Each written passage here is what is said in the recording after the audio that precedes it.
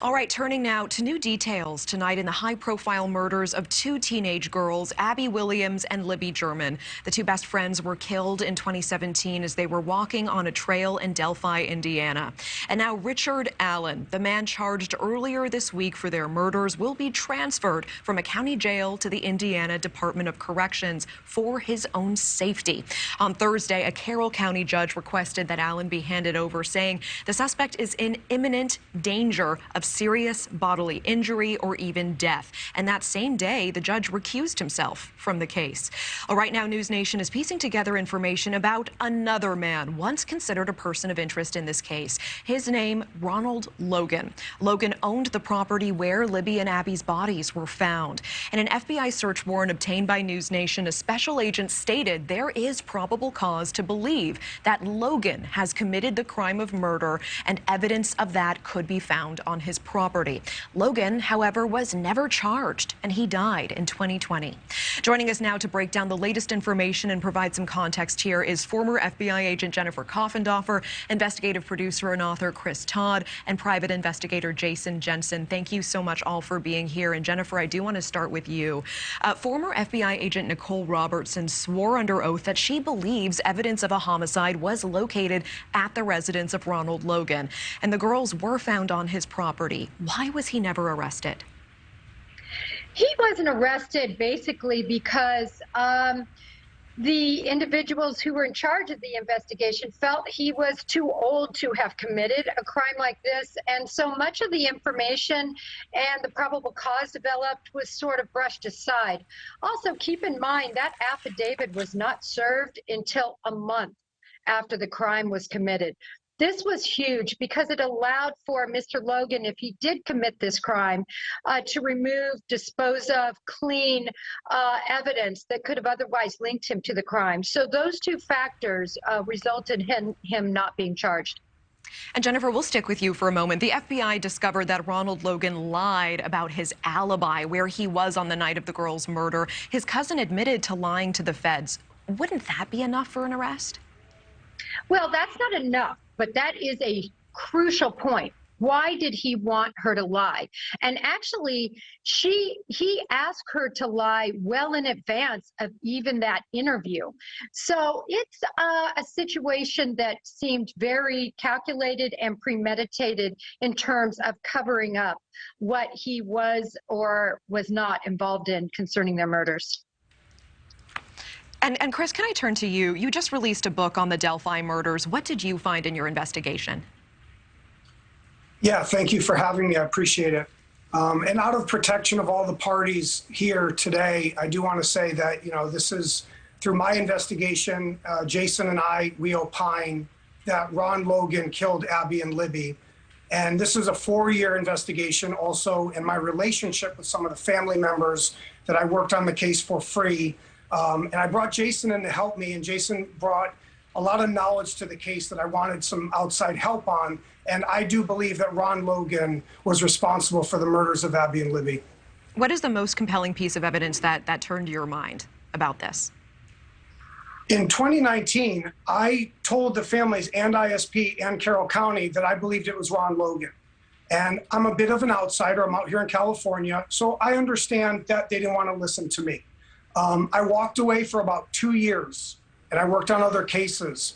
When the FBI search warrant was leaked, and no one still knows how that was leaked, I saw Ron's Logan name all over this search warrant, and then it started to corroborate him, saying, well, if this FBI agent is pointing out these cell phone pings, this lying about the alibi, he has the same gait, walk, his appearance is the same, his voice is not inconsistent with Bridge Guy. So I do believe that Ron Logan is Bridge Guy.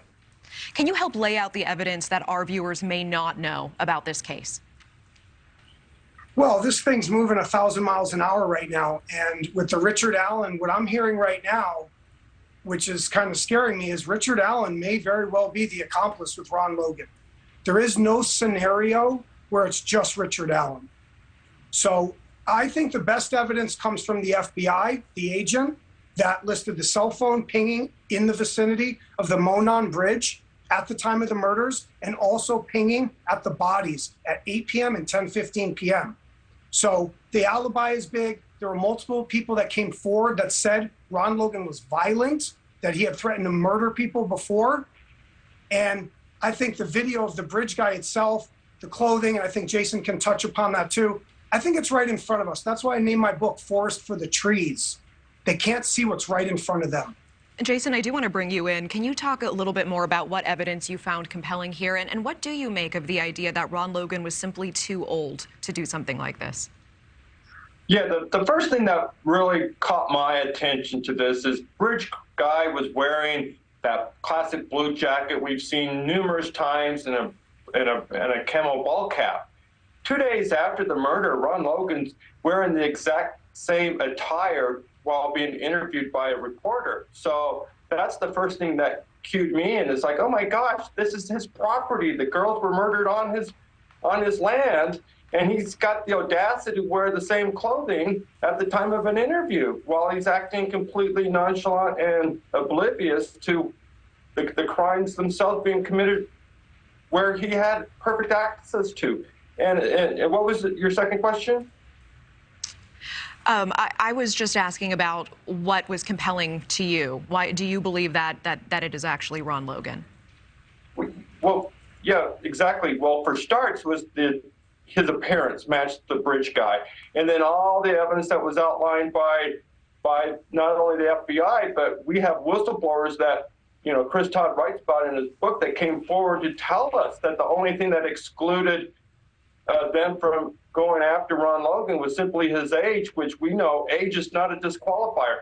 Disability is a disqualifier. Just because he's 77 doesn't mean he's not capable of committing a heinous crime like this. I hear you. So, Jason, you don't believe he was too old to commit something like this? No. He was well able to traverse up and down the hill. There's plenty of footage of him doing that. After the murders, he was proud to take people to the crime scene and show them where the murders happened. It's not like he was infirmed or anything like that where he didn't have mobility on his own property. He was well capable of moving about. Jennifer, I want to turn it over to you for final thoughts. Will the investigation into Logan be brought up potentially in Alan's trial? I mean, some might see him as the perfect fall guy because he isn't here to defend himself. He is no longer with us. Well, that's a very good point. And I feel like in any trial, what a juror is going to have to look at is there reasonable doubt?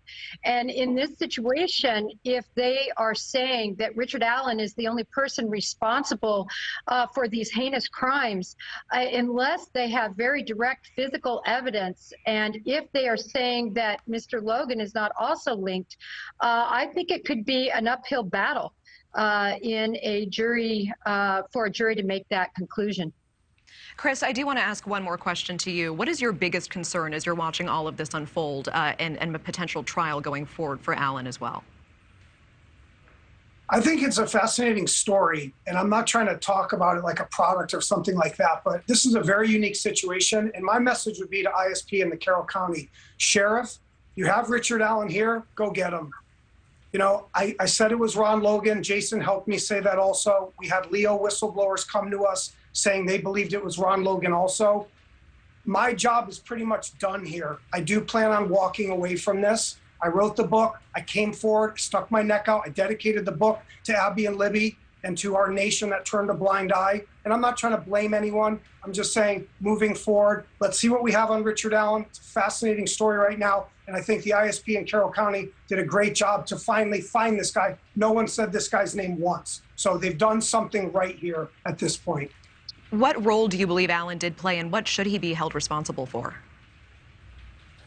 Well, if he is the accomplice, then they have the death penalty in Indiana, and I believe they will seek that. I do have some sources that kind of paint the picture, and I'll give a shout quickly to Delphi After Dark, that podcast, that they do paint a very compelling picture with this eyewitness at the plaza seeing a man in black clothing with a strange look.